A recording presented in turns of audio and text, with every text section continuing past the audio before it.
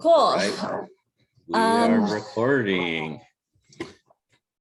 Yeah, so welcome everyone. Alex and I kind of wanted to do something a little bit different today because we both get a lot of questions from people on a regular basis, like newbies and experienced people of just kind of the same questions over and over. You know, how do you find your deals? How are you building your team? Who are you partnering with? And so I kind of broke it up into two sections where Alex and I will both be diving into our kind of personal responses to these questions because they're going to be different. Alex invests primarily in short-term rentals. I'm investing primarily in multifamily syndications right now. So our experience is a lot different, but we both have really good insight into kind of different real estate transactions. And so we're going to kind of go through a list of questions and kind of just bounce off each other. And then if you guys have additional questions or comments or whatever while this is going on, like more than welcome to drop questions in the chat or raise your hand. If you guys don't know how to do that, it's the three dots at the bottom of the screen.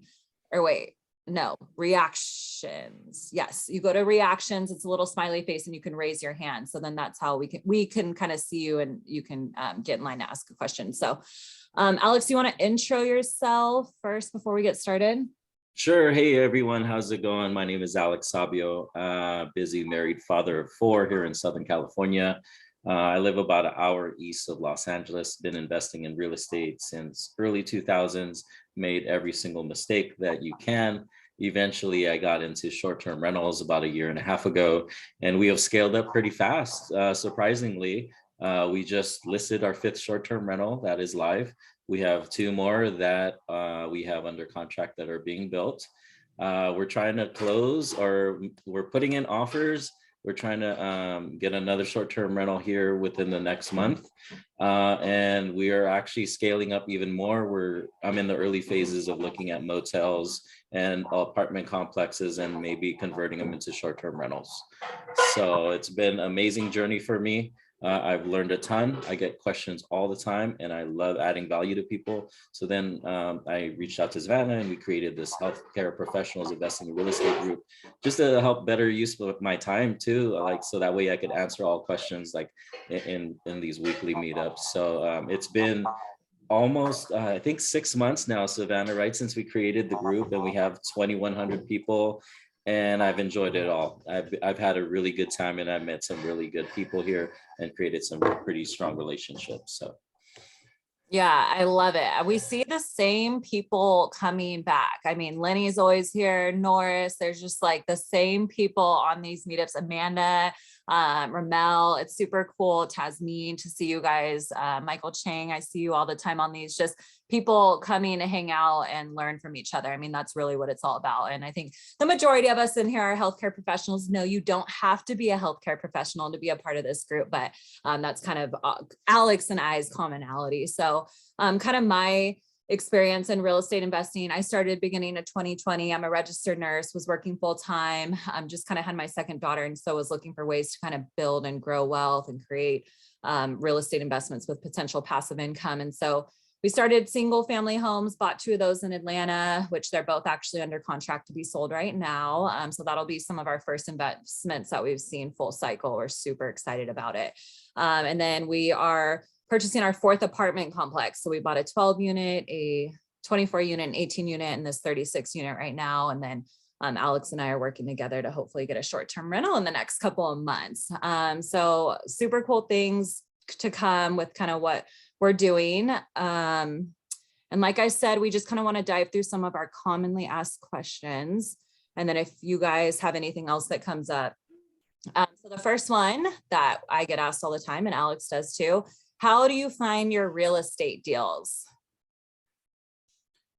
Yeah, for me, it's all about relationships. That will always be the answer. I think when I first started this, we all spend time on Zillow, right? How many times have you gone on Zillow and then just gone through the whole country and just went through listing? That's probably not the best use of your time.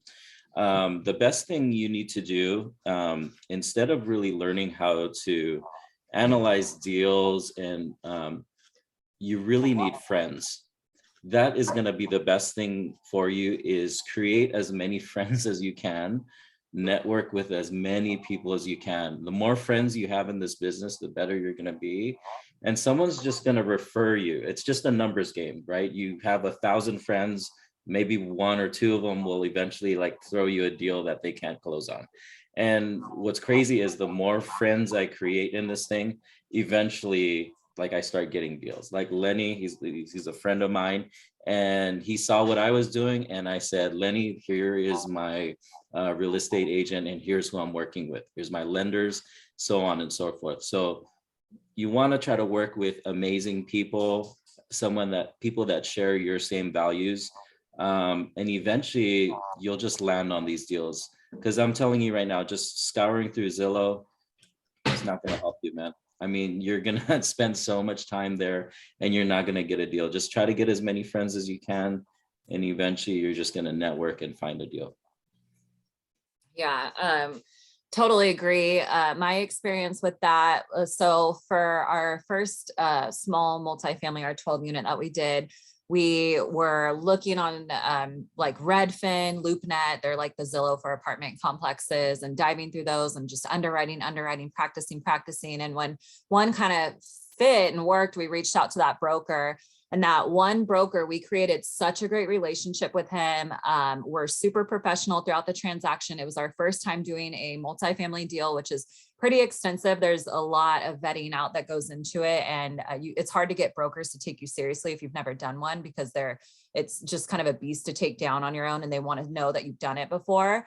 And so the broker, who was young, didn't really know that it was our first one. And so he didn't really ask. And my husband and I just, were super specific about what we were looking for. And because we were so specific, like we were like, hey, we want 12 to 30 units, $1 to $2 million price point in these submarkets. We need a value add component. We need below market rents. Like we were so specific on what we were looking for in our deal that the broker found it, sent it to us, and we've done all 4 apartment complexes through the same broker. And so exactly like Alex is saying, it's a relationship sport. I mean, it really is, because when these people start seeing how you work, how you can take down a deal, what resources you have to make it happen, how you communicate in the process, which is really big, that you want to turn around. I mean, it's kind of a double-edged sword of email and being accessible 24 hours a day. I do respond to emails sometimes at like 9:30, 10 when I'm in bed, which is like probably not the best thing to do, but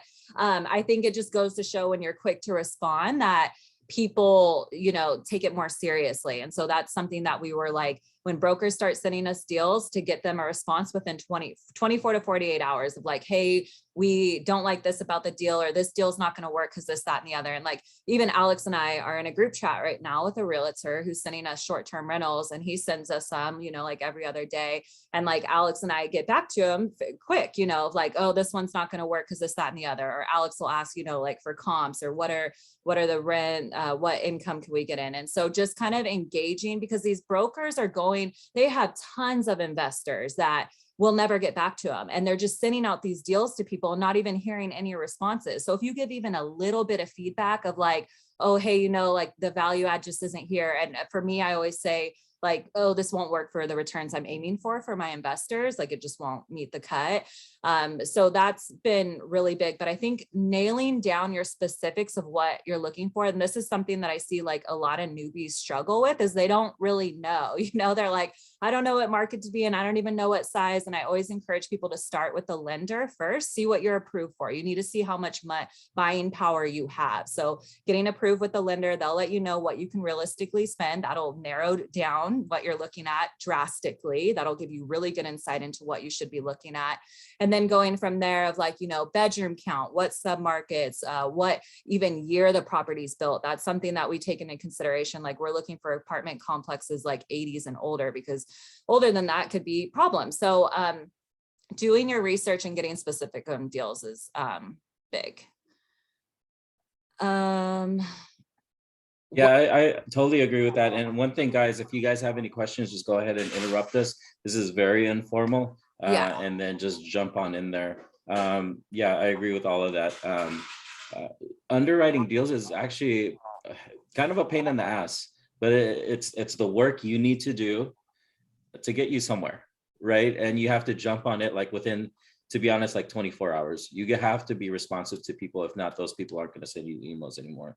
And then my like friend list grows out to where like we're getting deals in Fort Lauderdale, right? And so then I just reach out to my network of friends and say, hey, what do you guys think of this? What do you think about this? And then it takes them some time to respond to you. So Nadia, you can take yourself on mute. There you go. Yeah, quick question for you guys. So if I'm looking at short-term rentals in markets that are not yet, flooded with investors, and I'm wondering when you guys are looking at it, let's say an emerging market, what are the data points aside from, AirDNA data? And maybe you talk to a couple of people who may be investing there or may have heard of that place. Like, are there other things that you do during your due diligence that sort of give you that confidence to, invest there? hey, I'd love to know what emerging markets you're looking at because I'm trying to find them myself here. But really, it winds up being, I do look at AirDNA. AirDNA isn't the most reliable a lot of times because you'll have property management companies. Like we looked at Crystal Beach, and that was really, really difficult for us to analyze because there was tons of property management. And for those of you that don't know, when properties are under property management, a lot of times they're not ran the best. A lot of times their average daily rate will be a little bit lower because they're not really looking to optimize your pricing. And then in different markets, like owners were using those investment homes or second homes. And so what it'll look like is those dates will be blocked off like for a month or something like that. And then it'll artificially like increase the occupancy. So it's really difficult to analyze like with AirDNA. So really the best thing for me, it was just relationships and trying to talk to people. If I know another investor or several investors are in the market, I feel a whole lot more comfortable with that because now I feel like I have a network of people I can kind of rely on and lean on for that. But yeah, and I use Rank Breeze. That's a service I paid for. And Rank Breeze, if it's already an Airbnb, I can actually type in the address and it'll tell me what their gross revenue is for the next 3 months. And then from there, I could kind of project. And then really it's just grunt work. You're really going on Airbnb and typing that emerging city that you're looking at and going through all of the listings and seeing what do you think, they're charging per night. And then I kind of have a guesstimate like, okay, well, my listing looks a little bit better. I think I could get a little bit more. So. Yeah. So for me, the trends that I'm looking for, and I'm gonna share my screen so you guys can see kind of the, here we go. Can you guys see this? So when I'm looking at population growth, employment trends, and vacancy rate. Those are the 3 metrics that I'm always looking at when we're looking for multifamily deals. And I think this is applicable to really any real estate strategy, is looking at these trends.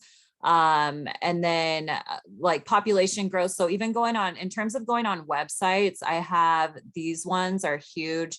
So Marcus and Millichap, I mean, these are kind of geared more towards multifamily and commercial, but they CBRE, Milk and Index, but they show like stats. And I mean, they're like probably 50 pages worth of just statistics for markets of trends and population and age and demographics. And you can get a really good insight. And I think it'd be super valuable for a lot of the people in here for short-term rental of just demographics in the area, population, growth, employment trends, super helpful. So these are the 4 that I'm looking at when I'm, these reports are the ones that I'm looking at when I'm looking at multifamily deals. And again, the vacancy is huge for apartments, and then occupation and employment, just making sure that they're really diverse. Do you ever pay for like a CoStar data or I mean, I think Marcus Millichap a lot of times provides that data, right? Yeah, so Rentometer, that's one that we did pay for at one point. So you can check out rents and comparable rents in the area. But we don't really pay. A lot of that stuff you can find online for free. You just have to do some digging. But we don't necessarily pay for anything like that. Yeah, someone on Facebook said I need a haircut.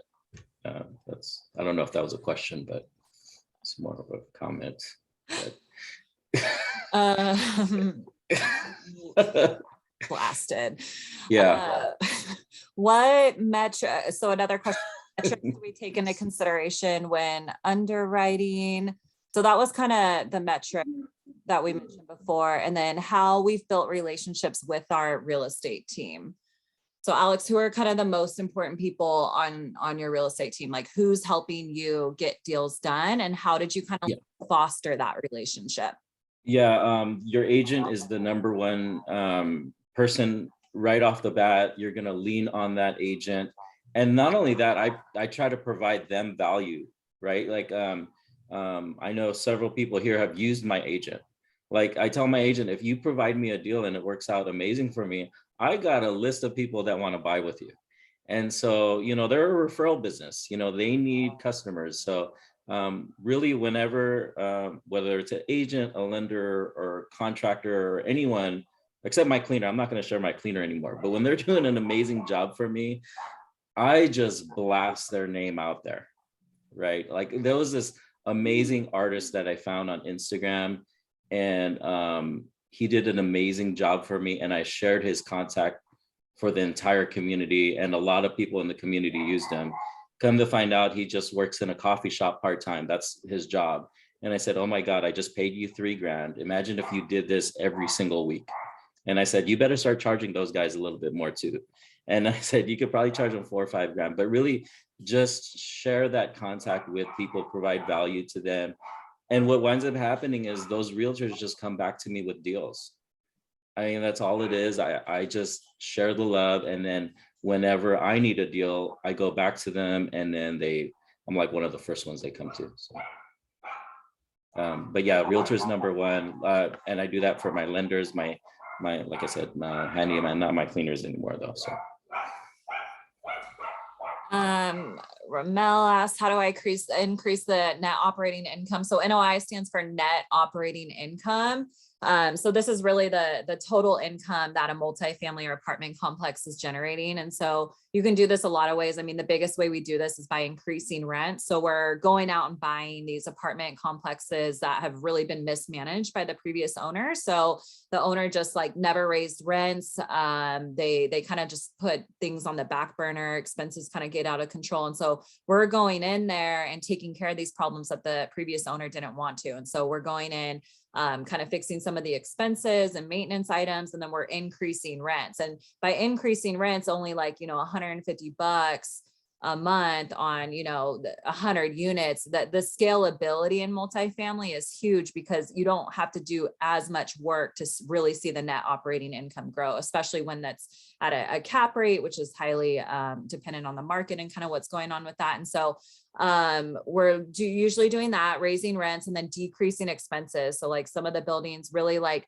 maintenance items that are out of control. It's just not maintaining the property well. Like water's huge. So implementing water conservation programs, and then implementing like some laundry type features. There's a lot of different ways, like pet fees you can generate income off of in the multifamily. And so that's a lot of ways that we're going in there and achieving a lot of income.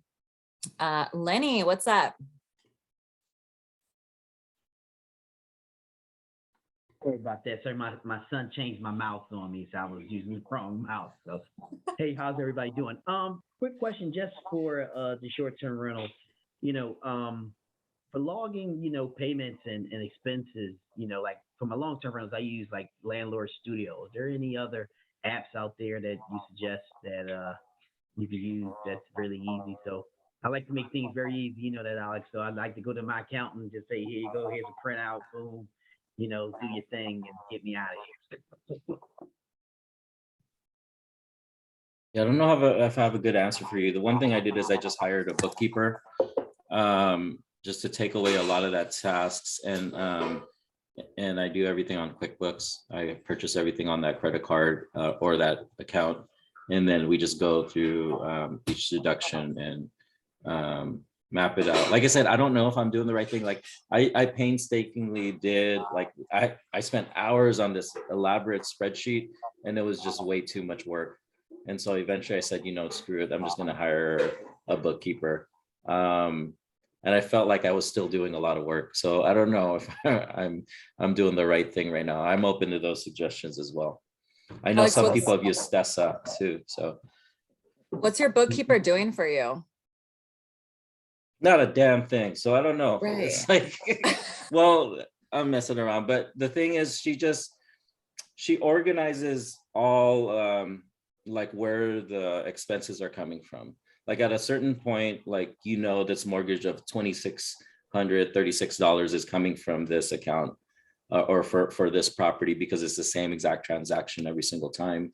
And the one thing she does is she goes into my Airbnb data, and she'll and VRBO account, and she'll extrapolate like all of the income, the taxes paid, like booking fees and everything. So yeah, we haven't gotten a bookkeeper, but that was something that we've been thinking about doing, because you have to track the stuff so diligently, and there's a lot of, you need to know almost what every payment's going. And when you own multiple properties, it's so hard to keep track at the end of the day who you're paying for. Even with stuff like, I'm constantly Venmoing people and Zelling for like video editing or design stuff for me on Canva, or just like random tasks like that. And my accountant was like, oh, my CPA was like, you need to track this a lot better than what you're doing, because you could benefit from this. The more you keep track of it, there's so many write-offs that you could have by owning your own business and that sort of stuff. So that's something that we've been kind of thinking about too, a bookkeeper. One thing I do highly recommend, I'm plugging her in, but Kirsten, she actually created an app. It's called Reps Tracker. And so I use that app. I think it's $100 a year. And so we've had Ryan Backey on here where he talks about tracking your real estate hours, your material participation hours. So I highly, highly recommend that app. I absolutely love it. But because I used to have this elaborate spreadsheet, and then I would have, create my, log in my hours that way. But I highly recommend that app for tracking hours. What's the name of that, Alex? Reps Tracker. I think, let me put it on here in the chat. So.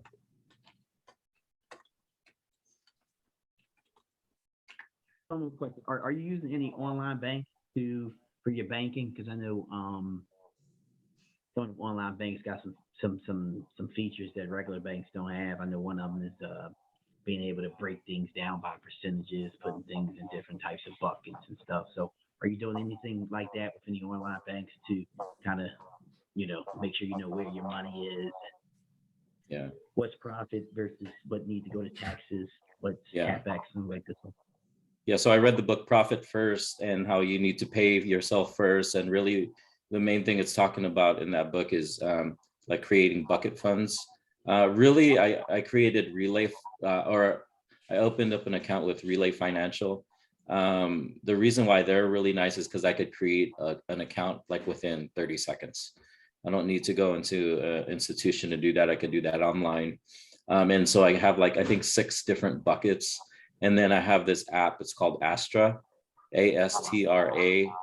And it really will work with any bank. So whenever you get deposited from a guest pays, I don't know what, $2,000 for that stay. And I'll say, hey, 10% goes into this account, 10% goes here, 10% here, 5% here, and so I have these different bucket funds, and you'll be surprised how fast those buckets fill up really fast. So Alex, could you put that in the chat, the 2 or 3 different things that you use to do the bucketing? Sure. Thank you.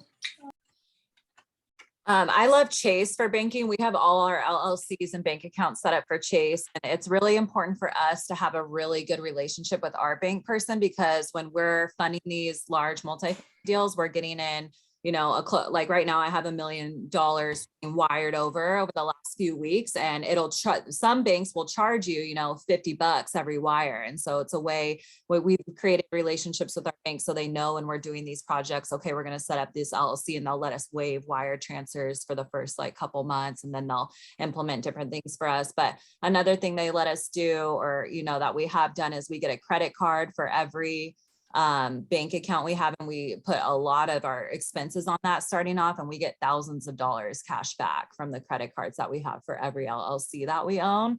That's a great way to generate. I mean, if you're good, you're keeping track of your money going in and out and paying off the credit card, and you're being responsible, it's a great way to get cash back at some of the banks. Like we get thousands of dollars cash back through Chase by these accounts. So having a bank person is really good too, because when things are going on with your money, you want to have kind of a contact person there, and we have one. So we just email her when anything's going on, and because we have the relationship, she fixes things fairly quickly for us. I know Ramel asked for the multifamily. So when we look at multifamily deals, we're usually looking at B or C class neighborhoods, because that's where you can kind of add the most value for it and get the most bang for your buck. Like we're wanting to go out there and do the work to kind of turn it and push equity and push appreciation, forced appreciation into these deals. Cap rate is a really tricky metric to try and understand when you're moving into multifamily, and it won't make sense for a long time until you kind of start doing deals and looking at different deals and markets with cap rates. I would say it's kind of overrated. Honestly, it's not something that we really heavily rely on when we're doing our deals, but people do. So banks look at that, and other people that you need on your team to get these deals done, they're looking at cap rate. And so it's not something that you can completely ignore. I think one of like our biggest obstacles is really kind of the financing pieces with these multifamily deals, because my husband and I were moving into this space with like no real estate experience. And so it's a lot, you have to really prove yourself to get multi-million-dollar loans from these banks. And so that's a lot of hoops that you have to jump through. And I mean, we're on our 4th deal, and right now we're getting agency debt, which is like Fannie Freddie loans, and they're like government regulated. So there's all these other stipulations, but a lot of benefits to them as well. And we're kind of going through it because there's perks, but we really wanted the experience of being able to say going forward, hey, we've done an agency debt just to get that experience. But we've like gone into it of like, okay, what hoop are they going to make us jump through next? Like literally, what are they going to ask for document wise? What are they going to make us do? And there's a lot of parameters with that. And so I think for us, like our biggest thing, and I know financing is like kind of a hard subject for a lot of people to move through, is just really being clear with the people. And it kind of goes into the relationship building that we were talking about earlier, of like being super transparent and honest with your current situation when you're going out. Like you can't go to these banks and, over exaggerate with numbers and stuff, because they're going to ask you for all your bank statements, your credit scores, like everything. So there's no way you're going to get anything past them. And I've seen people fall through deals like that. And I've seen people get caught up just by not being super open and honest with their lenders about kind of what they're working with their financing. Because you can waste a lot of people's time if you're working with realtors and lenders and you're telling them you think you can get approved for a certain amount, and then you can't. It's just kind of wasting everyone's time. So Savannah, I'll put the question out there. Have you thought about converting any of those units to short-term rentals or mid-term rentals? Because to me, that's the easiest way to boost your net operating income. Yeah, we have. So as we're starting to get vacant units, it kind of depends on which building specifically, but I mean, there's hospitals all over Oregon. And so when we're getting vacant ones, we are potentially talking about, depending on our operating reserves and what income we have going in, just because, I mean, when you're investing with a syndication, it's not just my husband and I's money, it's all our investors' money. So we have to make decisions that are in the best interest of our investors. And so knowing that we didn't raise all that capital ahead of time, we just have to make sure it makes sense long-term to spend all the money to furnish a unit and then rent it out at an exponential rate. But yeah, it's something we're definitely working to do. Who'd you hire to set up your LLC? Who do I hire? I just do online. And then I do have a lawyer, a real estate lawyer. He's really, really good. He's based in Texas. He helps us do all our syndication deals, and he helps with my net worth nurse business stuff too. He's helped with a lot of the legalities and structures with that. He's really great. And he's actually in the short-term rental space. He's doing like oh my gosh, like a 200 lakeside short-term rentals over in Texas. So he's really well versed in that area as well. He works with Brad Sumrock in their group too. So Yeah, I know his name's pretty popular out there. And I get this question all the time, like, do you open up an LLC? I personally haven't yet. It's not that I don't want to, it's just I'm not there at that point. I just have like a large umbrella policy. That's what I do. Whether I'm doing the right thing, I don't really know, to tell you the truth. It's what a lot of us do initially, because if you're trying to purchase a home as a vacation rental and just trying to do 10% down, you're not going to be able to do it as a LLC. So eventually what you can is maybe refinance out of it and then go into an LLC. Now I just purchased a home. It's a DSCR loan with 15% down, and they don't care whether it's an LLC or not. It's just, for me at the time, the deal was bang, bang, bang, bang. And I had to just close the deal. So even he told me, he said, I don't care, you could, let's close the deal now, and then you could eventually transfer it into an LLC. So we'll look at that too. Yeah, we structure all of our deals in LLCs, really because they're syndications. But even when we're going to go out and like partner with people to buy short-term rentals, the goal is to buy them all in LLCs, and then people would own percentages of LLCs. So I don't know if any of you guys have thought about partnering with people with short-term rentals. I mean, I've kind of gotten to a space with raising capital that I had people approaching me with large chunks of capital to go out and do something with. And so the goal is for Alex and I to kind of partner up and go and buy some short-term rentals with these. And so we will be getting them in LLCs, and then we will own a percentage of the LLC. And so with that being said, we will be involved in the loan as well, because the loan will be owned by the LLC. So it's a lot different structuring when you start partnering with people than when you go out and do it on your own. But these, like the LLCs and the legalities and the contracts, really are just kind of to protect everyone involved if anything were to like happen, you know, so it's worth it. I shared his info. Okay, so Merrill Kalizer, if anyone wants his info, email me and I can do an intro email to them. They function really highly off referrals. It kind of helps if they know someone that you're working with. And so I'm more than happy to make a connection. He will do properties outside of Texas. Sometimes it depends on the state. So even my deals up in Oregon that I do, he's not licensed in Oregon. So what I have to do is I have a lawyer who knows Oregon law. And basically what our legal team does is they send him the operating statement and he just looks it over and makes sure it's abiding by the Oregon law. It's like, you know, an extra $400 to do that. But it's just kind of their way of checking it out. And we got a question about the umbrella policy. So I typically always get a $2 million umbrella policy. And they've ranged from $700 to $800 for me. So pretty cheap. Even, I mean, for you, I live here in California, and for me to file for that LLC every single year, it's going to cost me $850 right off the bat. So for me, just as a better usage of that money, I would just much rather have an umbrella policy for $2 million. So. Yeah. So what we're Ramala is super interested in multifamily. I'm gonna have to talk to you chat.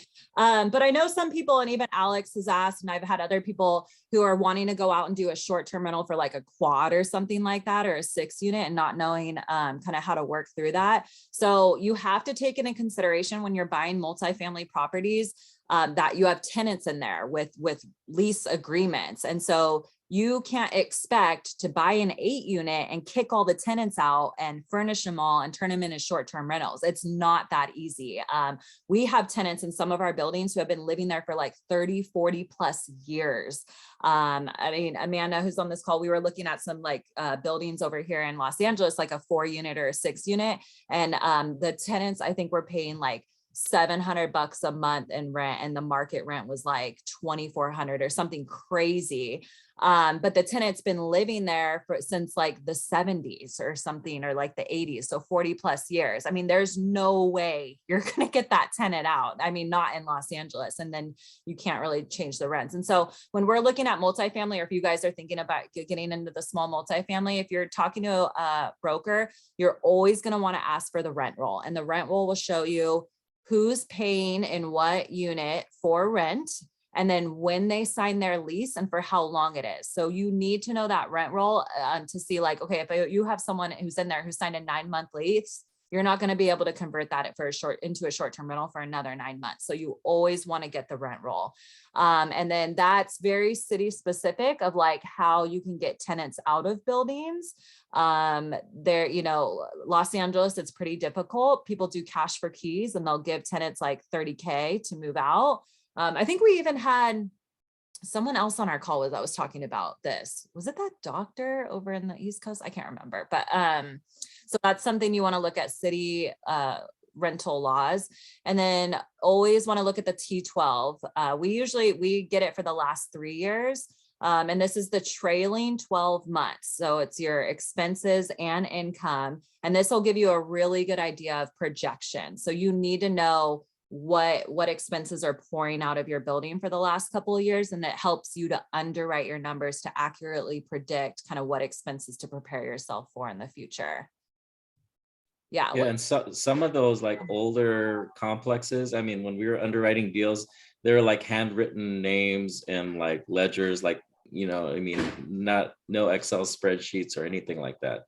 So going into, that's why we're kind of targeting a smaller multifamilies, like anywhere from like 8 to up to 30 to convert into short-term rentals or midterm rentals, just because we're anticipating like just a lot of issues like getting those tenants out and then slowly converting them out. Like obviously if they're all short-term rentals, it winds up becoming like a hotel pretty much if you're the larger you go, and then your expenses will start going up even higher. So that's why we're kind of targeting just the smaller units right now. Who else do we have here? I know I'm missing questions. For an STR, once a property is bought, how do we put in an LLC? So that's going to be specific to your lender. You'd have to talk to your lender. I've known investors that have called their lender and told them specifically, like, hey, I'm going to go ahead and transfer this. I think you'd have to have the loan for a while. A lot of those investors had it for at least a year, show them that they were paying consistently, and then was just upfront with them. Because the one thing you worry about is, everyone always says it, that they're worried about the due on sale clause, because once you're transferring it, the lender didn't lend it to an LLC initially, they lended it to Alex Sabio with his credit and all of that. And then if you're transferring it into an LLC, there could be a potential there for things changing, and lenders don't like that, so they might just want their money up front. So just be cautious with that, but be upfront with them. You never know, they might just say, yeah, go ahead and do it, I don't care.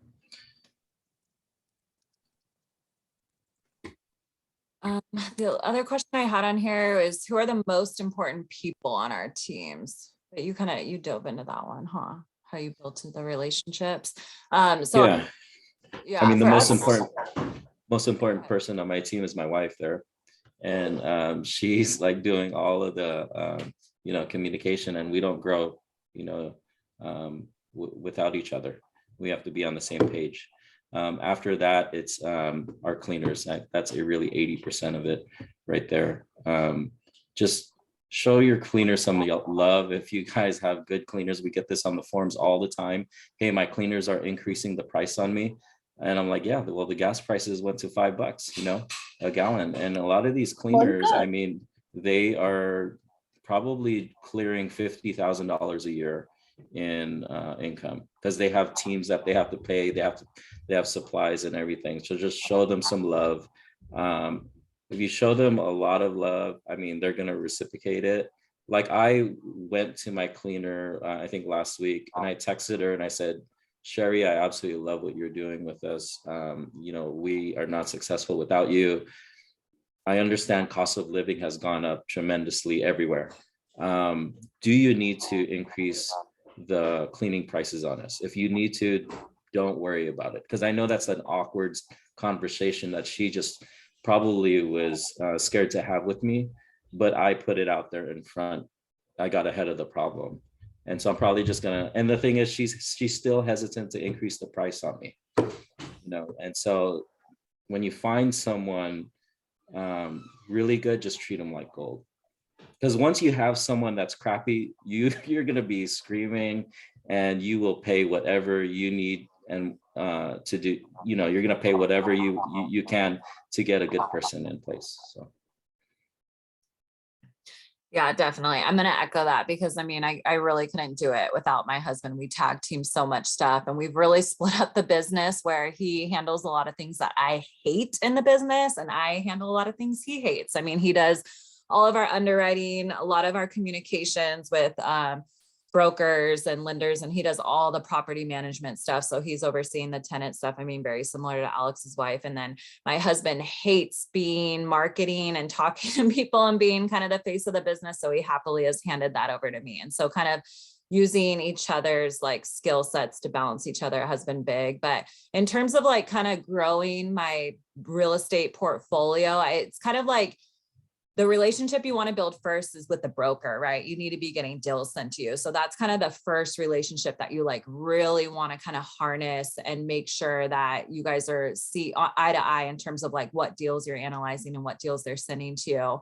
And then I think from there, the financing piece, you really need to have a good lender or broker that you're working with, because finding the capital for the deals is big. And especially if you start scaling and getting kind of out of your debt to income ratio, you need to work with a lender who can get creative and get, not just say, oh, you're maxed out, you can't do it. There's a lender somewhere that'll help you to make it work. And so kind of having a relationship with the lender and letting them know kind of from the beginning, like your goals to scale. I mean, if you don't plan to scale and you just plan to have a couple and hang out, like totally fine, let them know that. But if you plan to scale, something to let them know kind of ahead of time. And then definitely I've found out like this year, our CPA is going to be saving us like tens of thousands, maybe even more of dollars. And like, really, we're starting to incorporate him in like every decision-making aspect of our business, because it really does. When you start making tens to hundreds of thousands of dollars off of real estate, you can lose so much of that to taxes if you're not putting yourself in the best position to recoup it. And so even like starting the business and what I'm doing with Net Worth Nurse and like courses and all like these type of things, it's like you have to have like telling our CPA like where we're going with it and what we want to do. He can help us make business decisions for us. Like even selling our homes in Atlanta, this is something that we talked to our CPA about before we even did it, of like, what is this going to mean for us tax time? Like, how can we offset this? How can we put ourselves in the best position? And so kind of as you start to scale, a good CPA is so crucial. I've really found that out this year. Yeah, and a lot of my story, that I wouldn't have invested in short-term rentals had it not been my CPA. I really was just looking for a tax write-off, and I was trying to get into multifamily, and then she kind of just threw this bone out there like, hey, you should look into short-term rentals because there's some loopholes there. And you already understand like the multifamily aspect of it. You could apply all of that over here. So, but yeah, CPA has been huge for me. One of the questions we got was, which is better, VRBO or Airbnb? Airbnb will have the traffic. It's kind of like asking which one's better, Facebook or Instagram.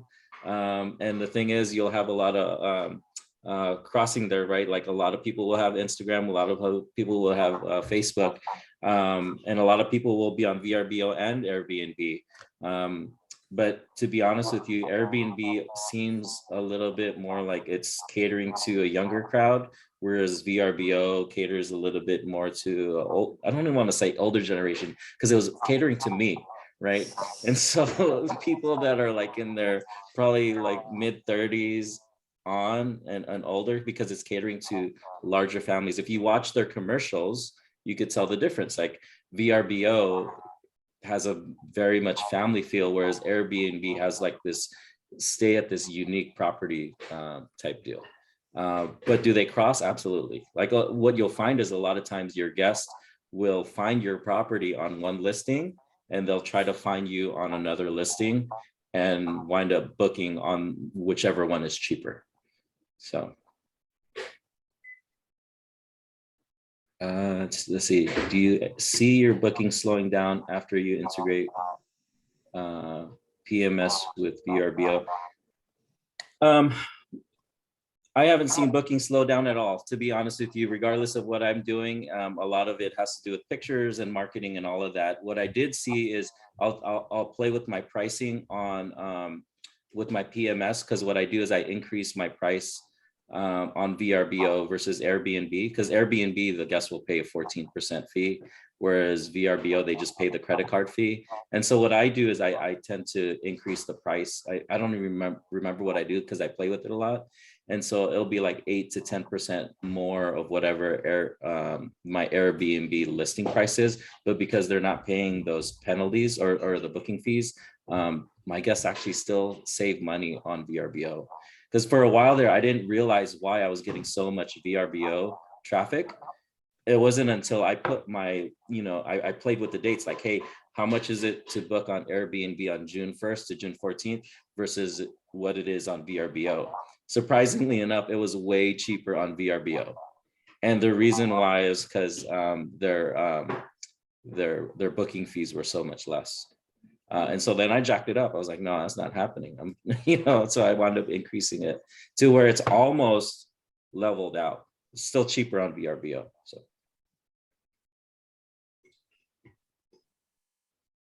All right. Are you using a rental agreement, Alex? Rental agreements? No. One thing about VRBO that's pretty cool is you could pretty much upload a rental agreement on there. But I don't have the ability right now with the PMS that I have to send out rental agreements. And I've been just fine with it. Does it scare me? It does scare me. I have a property with an indoor pool. So there's always that liability aspect of it. You just have to have like really strong wording in your listing and all of your messaging. It's just my issue with it is I've had a lot of owners have a property book, and then what happens when your guest doesn't want to sign your rental agreement? What do you do then? So you're going to cancel them because you didn't get a rental agreement, and then that hurts you in the algorithm because you're canceling guests, right? So I don't know. I wouldn't mind it, but I just haven't came to that point. Like, what do you do? Like if they're not willing to sign it, because it's just one extra step. I've booked with people that use owner res and they love sending the rental agreement. For me, it's a lot more steps for the guest, and compared to just instant booking on Airbnb, and then that's it. So I've never even heard of that. I stay in their Airbnbs all the time. I've never had to sign a rental agreement. What does that encompass? right, yeah. So like when I've signed rental agreements, so the second I book on Airbnb, I'll get an email from somebody saying, hey, for us to complete the transaction or whatever, please sign this rental agreement. And it's like a dot loop or something like that. But what verbiage does it have in it that's not already covered by Airbnb? Right, and I don't know. Is it just double work? Right, it might just be very specific to the property, because a lot of people will have I don't know, like just like with me, I'll have a pool, and so it'll be just people want a little bit more, I guess, security with that. So does Airbnb do anything like that? Similar? It does, right? Like a terms of use type thing that you're agreeing to when you book it, right? There's a terms of agreement, but it's not, I don't know, not very specific. And I've seen, here's the thing with Airbnb, it's going to be very much, it's going to side, they're in growth mode. So they're going to side with the guest much more than the host. And so like there's this platform called OwnerRes where when a guest books on there, then you have a lot more control. And so a lot of owners want that control. I mean, I've had, hundreds of guests and just haven't had any issues like that yet. So Am I naive? I'm probably naive, and I'm probably going to get hit with a lawsuit here soon.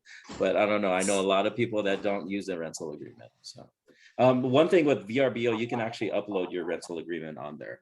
They don't sign it or anything. It's kind of like just implied, like I don't know how well it would hold up in court that, you know, by booking this, you're agreeing to this rental agreement. So Interesting. yeah.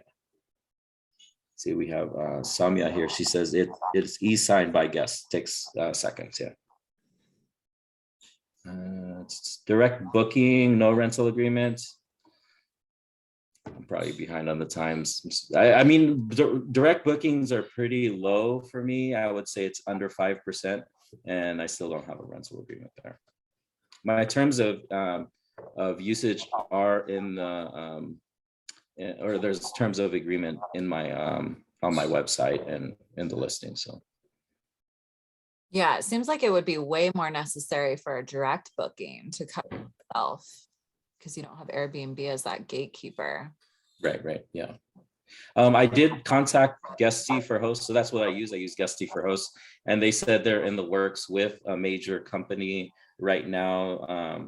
Like it's probably .loop or something like that, to where you can have a rental agreement sent to the guest. So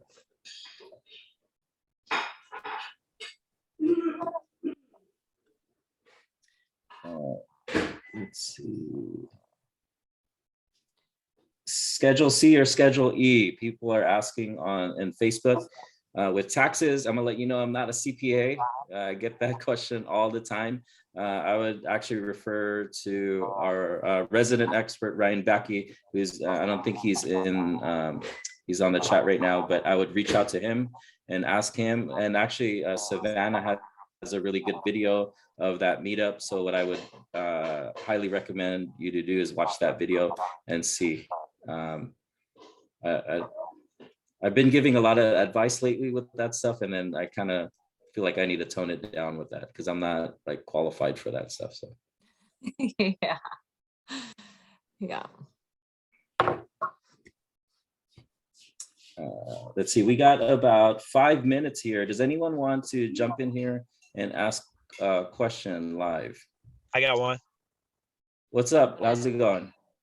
I was going pretty well, man. You guys are rocking and rolling. This is actually my first time joining, so Oh, literally welcome. entire time. I appreciate it. I appreciate it. My question is, so I'm a real estate investor, 10 years in, and I'm now jumping into the short-term rental space. So I've already identified three. I'm going to do the rental arbitrage, and I've identified 3 apartment complexes that are going to accept the corporate lease. One of them, however, the top of my list is my favorite, but they have a stipulation in their corporate lease rider that they can only allow a minimum of 30 days. Now, although my avatar is travel nurses, doctors, professionals, because I am locating close to a hospital, is that something that I should be concerned about because of potentially filling in the gaps? I won't be able to do so, being that it's a minimum of 30 days.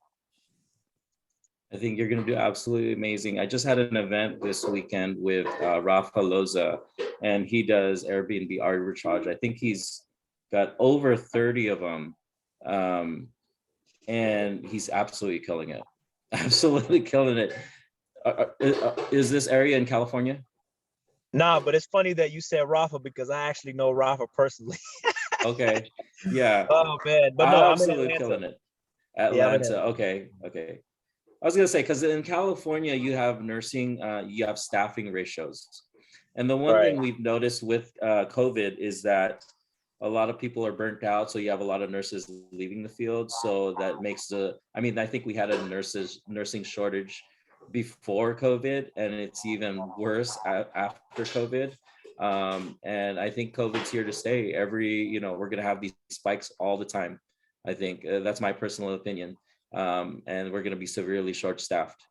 And in California, they have to staff the place. So I think travel nursing is here to stay. I never saw a travel respiratory therapist at any of the hospitals I worked at, for 20 years. And then this year, I see tons of them now, all over. So I think that that's a trend that's here to stay. And it's going to be a slam dunk as far as you're going to make way more money than just a regular long term. I mean, with long term tenants, you're going to have those gaps anyway, right? When they move out, you're going to have what, a month or Your two or vacancy, something yep. like that. You're going to have vacancy anyway. With when you're in an area with demand like that, with the hospitals, you could like everyone I know that does midterm rentals, they get them filled like that, like right away. And so I'm actually kind of jealous of that, you know, like, because my occupancy is like 65, 70% in the short-term rental. They're closer, they're in the 90% percentile. So even Yeah, though their average daily rate is lower, but they're booked so much more, so they can absolutely kill it. I appreciate that. Thank you. Yep.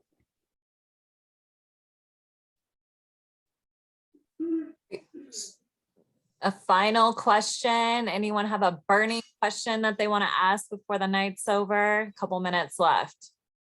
This thing went really quick. Like, what the heck, you know? I think we went through 1 or 2 questions that we had planned here. So I think we made it through 3. Okay. we did. Okay. And Okay. I know I was thinking we could potentially network at the end, but we'll save that maybe for Hi. next time. I have a quick question for Alex. Hey, how's it going? So, Hey, where are you investing next for your STR? all over. I'm like way scattered brain right now, and we're looking in Fort Lauderdale right now.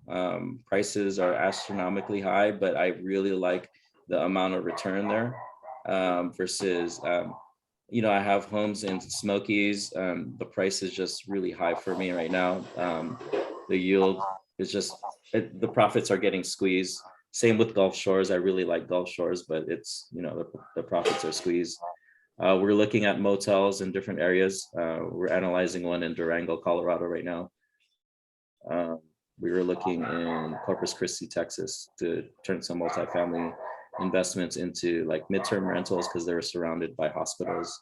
And they do well as short-term rentals as well. So kind of all over. I have a ton of deals I was looking at. I was looking at some in Dallas, Texas. You know, it's the country's too big.